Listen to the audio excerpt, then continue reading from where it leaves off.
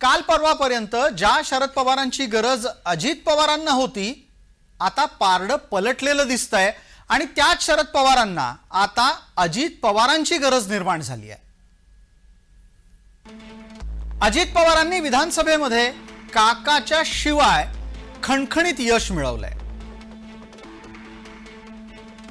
विधानसभेच्या 2024च्या निकालानं महाराष्ट्राचा दादा कोण याचा निकाल लागलेला आहे। शरद पवारांपेक्षा मोठं यश अजित पवारांना मिळालंय हे विशेष। घड्याळ आणि पक्ष अजित पवारांच्या ताब्यात गेलाय। तुतारी वाजलीच नसल्याचं वास्तव जनतेनं समोर आणलेलं आहे।